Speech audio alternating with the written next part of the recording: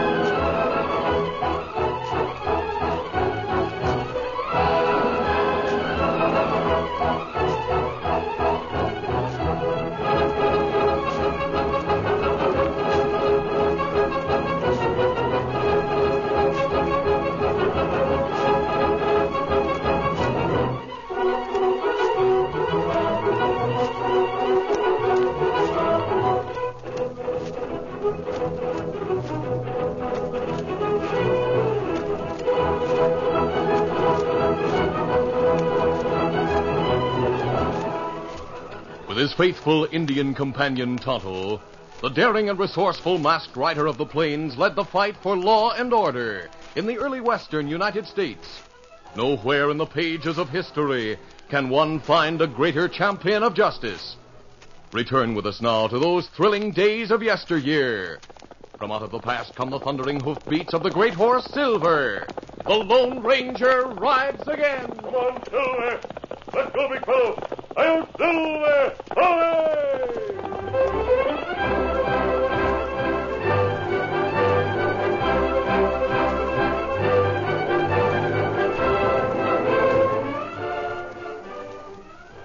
It was a warm spring day. Dan Reed, the 14-year-old nephew of the Lone Ranger, whistled merrily as he walked through a thick growth of willows fringing the railroad track outside Stone City. Dan had been spending a vacation with the Lone Ranger and Tonto, who were camped at another point in the extensive thicket. It was his intention to go swimming in a nearby river. Suddenly, his whistling stopped. He halted in his tracks. There was a heavy odor of wood smoke and cooking food in the air. Peering through a break in the willows, he saw that he had come upon another camp. Beside the fire squatted an incredibly dirty boy who seemed to be about his own age. As Dan watched, the boy stirred the contents of a rusty can with a stick. After making sure that there was no one else around, Dan advanced and hailed him. Hello there. Hi, chum. Where'd you blow in from? I'm camping near the other end of the thicket with friends. I didn't know anybody else from the Yegg tribe was in this jungle. The Yegg tribe? Are you talking about Indians? I guess you Westerners don't know the lingo. No, but... Well, let's get acquainted. My name's Dan Reed. I'm Nip Dennis. You must be from the East. Right, I was born in New York. My pa was a bank teller. He got consumption, so him and Ma moved west. I was apprenticed to a bookbinder. So they left me saying they'd send for me when they got located. Didn't they send for you? Well, I don't know. As soon as they left, the boss got so mean I had to run away. Oh, so you're out here alone looking for your parents. I don't know where to look for them. And I'm not alone, as you ought to know. I'm with Blizzard and Pocky. They picked me up about a year ago. What are they? Tramps? Tramps, my eye. I've seen Blizzard light a campfire with a $10 bill after a big job. Blizzard and Pocky have been out on a handcar looking for a place to blow a safe. So the men you travel with are safe blowers? Sure. I see. Well, let's go swimming.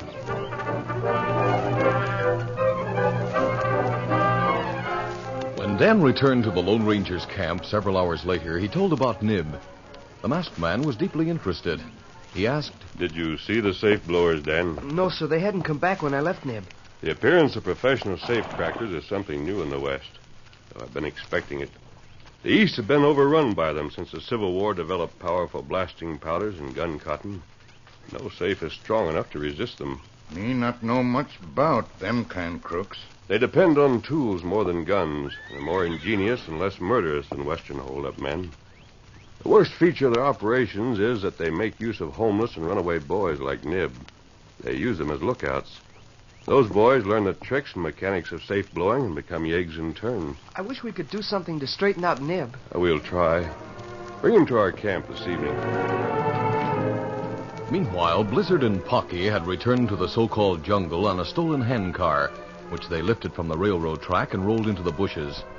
Blizzard was a big barrel-chested man, whose yegg name derived from the fact that he had once blown a safe during a winter storm. Pocky, who was younger and less experienced, had a face pockmarked by powder burns, the result of a premature explosion during a post office burglary. Nib greeted the ill-favored pair boisterously. Hi, men. Did you make a mark? Yeah, we put it on the bank in Stone City. Box there must be chock full of cash. We can open it like a sardine can. What about the night hack, Blizzard? Yeah, there's no night watchman. Only a marshal who will be snoozing in the jail. Well, then it'll be easy for me to do my job, huh? Yeah, the whole thing looks easy. No real safecrackers ever worked this territory before. Boys out here go in for daylight holdups and use horses for a getaway.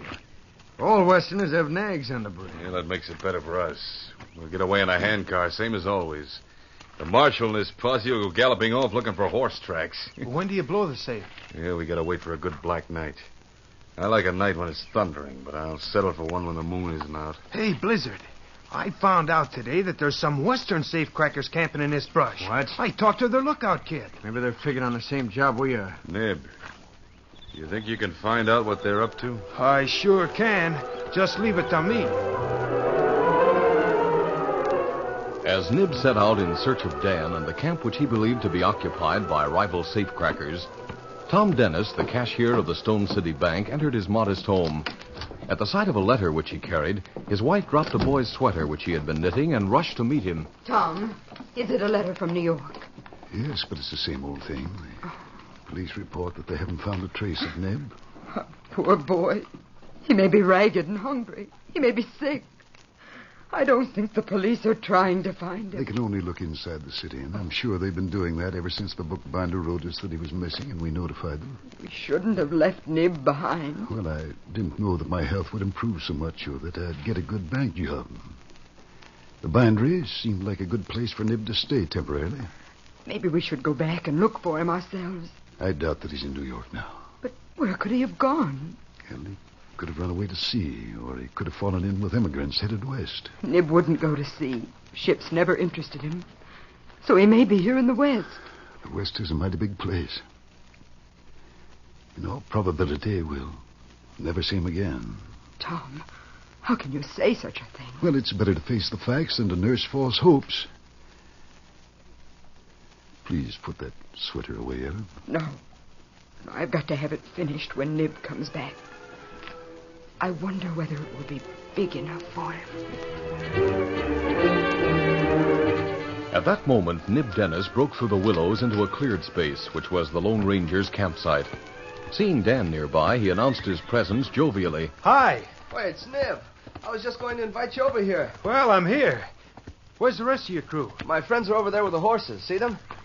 Gosh, a masked man. An Indian, too. Surprised? I never heard tell of an Indian yegg, or one that kept his mask on in the jungle. Oh, they're coming to meet you. Hello, Nib. Oh, hi, man. Hey, you know you're the first cracksman I ever saw who rode horses. We're not safe blowers, Nib. Oh, tell it to Sweeney. You're the Wild West kind. I bet you can't crack a crib like the heavy men I'm with. As I told you before, we're not safe blowers. Is that straight? I don't lie. Now, sit down and we'll have a talk. Some other time. Wait, Nib. Can't do it, Dan. I'll see you later. I guess Nib can't be helped. I wouldn't say that, though it's apparent that he came here to spy on us. Oh, that bad. Follow him to his camp, Tonto. Try to find out what the safecrackers are planning. Me go try.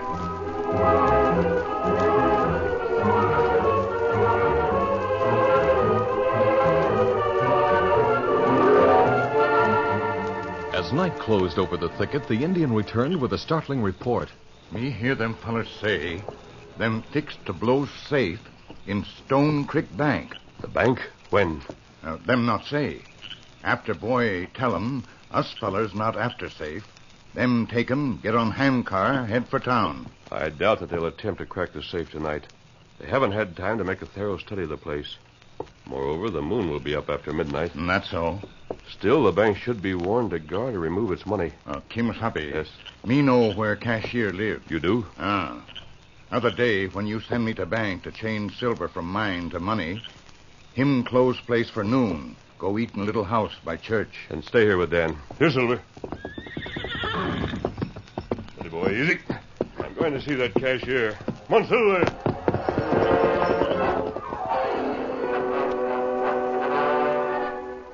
Several hours later, Ellen Dennis was still knitting the sweater.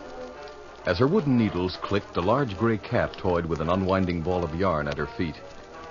Her husband, watching her with somber eyes, broke a long silence. My poor darling. I know what you're doing. What do you mean, Tom? You've been unraveling that sweater as fast as you knit it. You don't want to finish it because you know in your heart that Nib will never come back to wear it. Tom, why did you have to notice it? I'm sorry. Say, look, a masked man. Oh. I regret this intrusion, but it's necessary. Please don't be alarmed. Well, what do you want? I'm here to warn you that the bank's safe is in danger of being blown. That's ridiculous. It's one of the strongest safes made. It isn't strong enough. Eastern cracksmen have invaded this part of the country. Oh, I see. Well, what do you advise? Well, you can notify the marshal and have the bank put under guard, in which case the safe crackers will be frightened off. But I prefer that you tell only your employers. I'd like to have them arrange it so the money could be removed from the safe and I would have a free hand in dealing with the crooks. Mister, the Stone City Bank is a private institution owned by one man. He's now in Denver arranging for a rush shipment of money. Our cash reserves are almost exhausted. What happened? Well, the annual cattle shipping period just ended. We didn't anticipate so much business, and the cattle dealers checked out thousands of dollars. Unless the bank receives a delivery of cash within a day or two, the safe will be empty. I'm telling you this in confidence. I don't want to run on the bank. No, neither do I. I want to catch the crooks in the act of burglary. That will send them to prison. Are you looking for revenge? No, I want to get a boy out of their clutches. A boy? Yes, ma'am. He's a youngster they picked up and are using as a lookout. Oh. It isn't too late to restore him to a decent way of life. What are your plans for the lad? I'll try to find him a good home. Ellen, let us take care of that boy. Yes, Tom, let's do. And hope that somebody has done the same for our boy. So your son is missing? Yes, but I don't want to talk about that. Oh. Mister, I may be doing wrong, but since a boy's welfare is involved and the bank doesn't stand to lose much, if any, money, I'll keep your information to myself until I can consult the owner of the bank. Good. Then I'll see you again.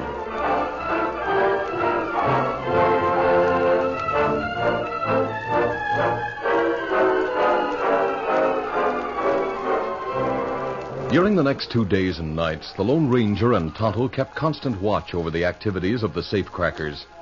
Then Nib reappeared at the masked man's camp. Finding Dan alone, he took him into his confidence. Dan, tonight's the big night. Is that when you'll blow up the safe? Sure. Pocky says it's going to storm. Thunder's always to help. Drowns out the noise of the explosion. Want to help me watch the street? No, Nib, I'm not going with you. But you're going with me. With you? You're crazy. Nib, you've got to stay away from those crooks in that bank. So you know about the bank. That's funny. Mighty funny. Let's take a ride on my horse. You think I'd run out on Blizzard and Pocky? They'd desert you, or even turn you over to a lawman if they stood to gain by it. The masked man Indian and I are your real friends. Don't tell me that. You know what I think? I think the masked man's trying to horn in on the bank job. Or else he's some kind of fly cop and has a trap set for Blizzard and Pocky. And I'm going to tell him. No, you're not. Get out of my way. Nib, listen to me. I want to help. Fancy boy, you asked for this? And I'm giving it back. And some more with it. You're not hurting me. I don't want to hurt you. Well, I fight to hurt like this. You kicked me. I'll do more than that.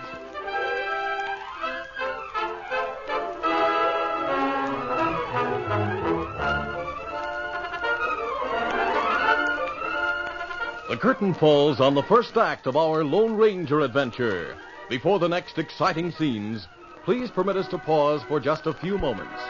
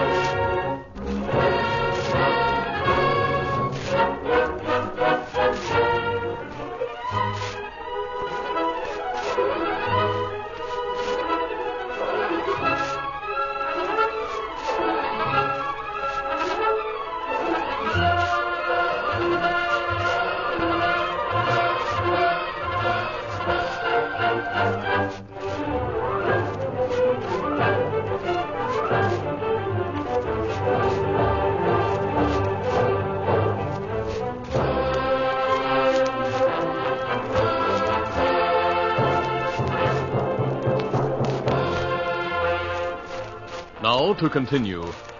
Nib was no match for Dan in a fair fight, but by kicking his adversary, he managed to get away. Recovering, Dan gave chase and brought him down with a flying tackle. Both boys were on their feet seconds later. Again, they squared off. You won't get another chance to kick me. You'll have to hit me harder than that. Then I'll do it. You got enough? Don't hit me when I'm down. I don't intend to hit you. Here. I'm helping you up. Can you stand? I'm all right, except for my nose. Gosh, I never saw so many fists in my life. How'd you get so good? Training in the right kind of food would make you good, too. Your way of living will leave you stunted and sickly. I want to grow up to be strong, like Blizzard? No, the masked man. Here he comes now. The Indians with him. They're riding down the path. What happened here? Oh, mister, I just got the licking of my life. Dan can really use his dukes. You don't seem resentful. Oh, I'm not. I had it coming for kicking Dan. But that's the way I learned to fight in safecrackers' camps. They sick us kids on each other for the fun of it. Nib, you have what it takes to make a real man. But you've been playing at something that is bound to destroy all the good in you. Safecracking isn't a sport. It's a crime that always leads to prison. And sometimes to death. Mister, just what are you? Oh, never mind that now. I've talked to some nice people who want to take you into their home. You'll be able to keep clean, wear decent clothes, eat wholesome meals, and go to school. Would you like that? Oh, sure I'd like it. Oh, but Blizzard and Pocky would come looking for me and take me away. I sort of belong to them, like a dog. They won't bother you after tonight. Then you know about... Yes, Nib, I know. Tonto and I have been following them and listening to their talk. Tonto. What you want, Kimasabi? Stay with the boys. I want to be sure they're safe tonight. Me savvy. Meet me at the cashier's house in the morning. I'm starting for town now. We be there. But Kimasabi, Yes? maybe you run into trouble tonight. I'll risk that. Easy, steady, big fella. Adios. So long. Come on, Silver.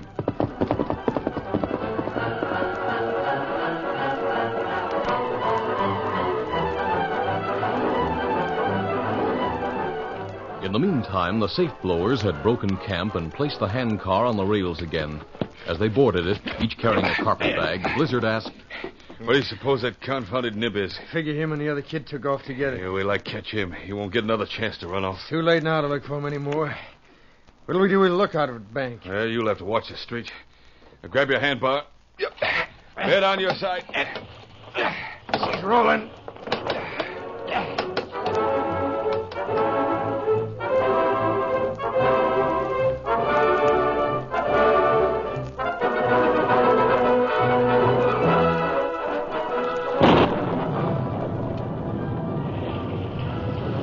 The storm-swept streets of Stone City appeared to be deserted. Business places and houses were dark, but at intervals lightning blazed down from the scudding clouds illuminating the streets. Blizzard and Pocky had broken into the bank. As the senior safecracker went to work on the strongbox using a dark lantern and special tools, Pocky flattened himself against an outside wall, blackjack in hand. A little later, the Lone Ranger, on watch nearby, saw a flicker of light in the rear room of the bank. He advanced cautiously, seeking a window. As he reached the side of the bank building, he paused. He was within a yard of the hidden cracksman, but in the fury of the storm, neither sensed the other's presence. Then lightning flashed again. It revealed the Lone Ranger to Pocky, but the masked man, who had his head turned away from the crook, remained unaware of his danger. Pocky swung his blackjack. Down you go. Under the treacherous attack, the Lone Ranger fell forward on his face, dropping the guns he had drawn. Pocky grabbed one of his arms and dragged him through the bank door, which had been forced. Inside with you. You won't be seen there. Blizzard. What's the matter, Pocky? He's a fellow I caught outside. I blackjacked him. Was he alone? Didn't see anyone else. Open the shutter on your land and let's take a look at him. Yeah, I'm not showing a light by the door. You'll stay quiet a while.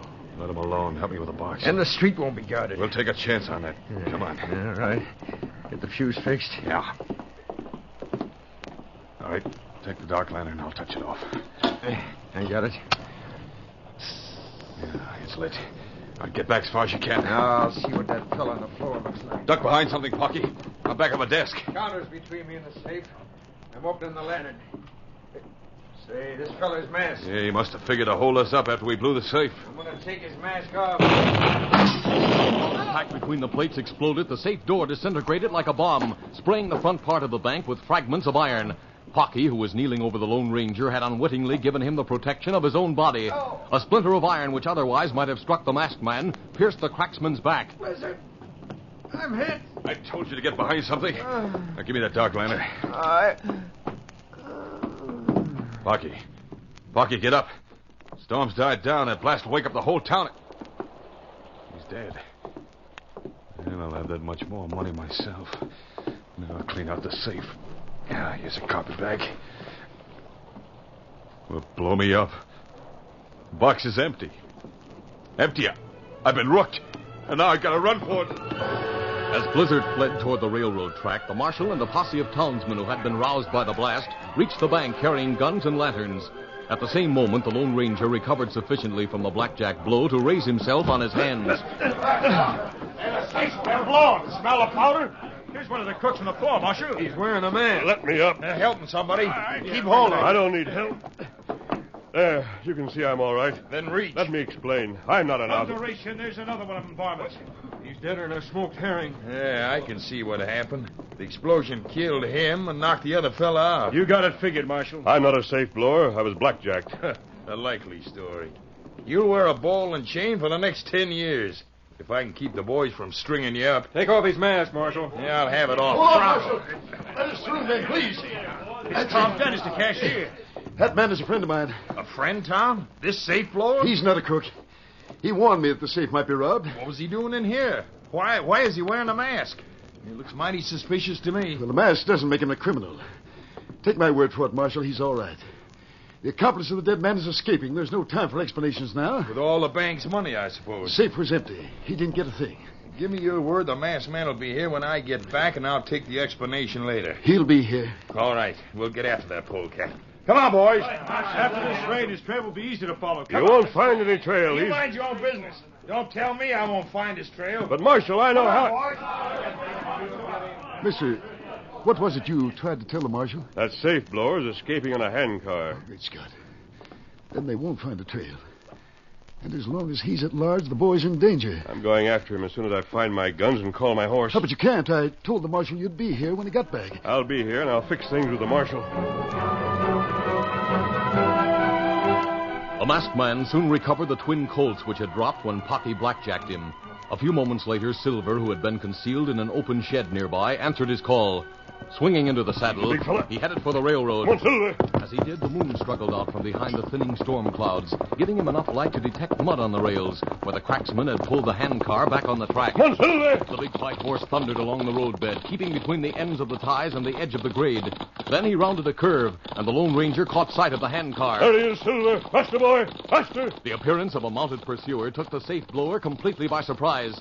As he pumped desperately, trying to reach a steep downgrade, which would add to the handcar's speed, the masked man called. Stop, Blizzard. You haven't a chance. In answer, the cracksman let loose of the handbar and pulled a pocket model revolver. In quick succession, he triggered out 6 shots.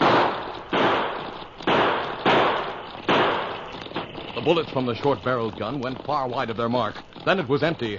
Unable to take time to reload, the safe blower again threw his weight upon the handbar of the slowing car. Silver was within 50 feet of the vehicle and gaining. Seeing that the crook had not reloaded his weapon, the masked man unfastened his lariat and shook out a loop. Come on, Silver. We'll take him now. The rope shot out. The loop dropped over Blizzard's shoulders and drew taut, jerking him from the handcar. Go, Silver. Backward, back. Don't shoot. I won't. I'm taking you to jail.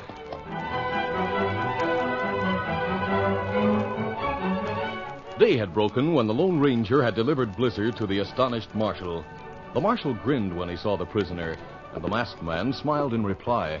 Now, Marshal, if you still want an explanation, Well, I was pretty sore, but after talking to Tom, I reckon I should have listened to you. You proved you're on my side of the law.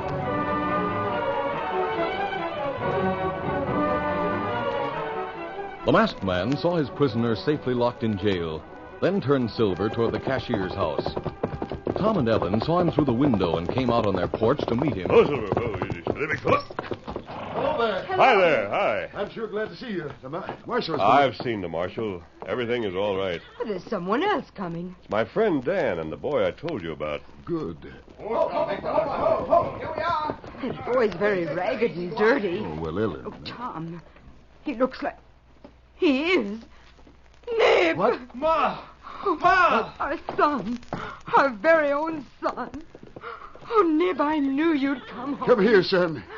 Come here and let me look at you. Why, how you've grown. Where have you been, son? Oh, Pa, Why did you run away from the bookbinder? he was mean, Pa. Blizzard and Pocky were better to me. But they were crooks. If the masked man hadn't saved you, you'd have ended like them. Pocky is dead and Blizzard will go to prison. Sure I am lucky. Nib, I hope you'll be happy at home with your own folks. Oh, I'm the happiest boy in the world. Will you come to see me sometime? I'll try, but I'll soon have to go back to school. My friends will take me to a railroad station where I can make better connections than here. Steady, Victor. Easy, boy. So long, Nib. So long, Dan. I'll never forget what you and your friends did for me. Neither will your father and mother. Adios. Come on, Victor. See, Nib, did the masked man know who you were? No, Pa. He'd have done the same for any boy in my place. Yes? I thought at first that he and Tano were safe blowers, but Dan was with him for a lookout. But now I know who he really is. Nib, you do? Dan told me. He's the Lone Ranger.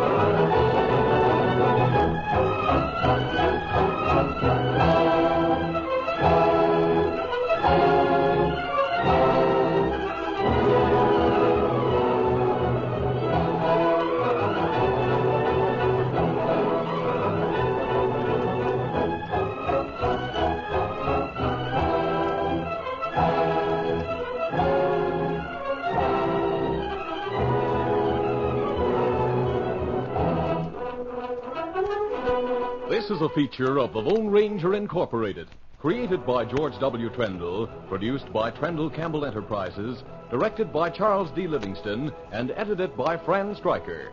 The part of the Lone Ranger is played by Brace Beamer.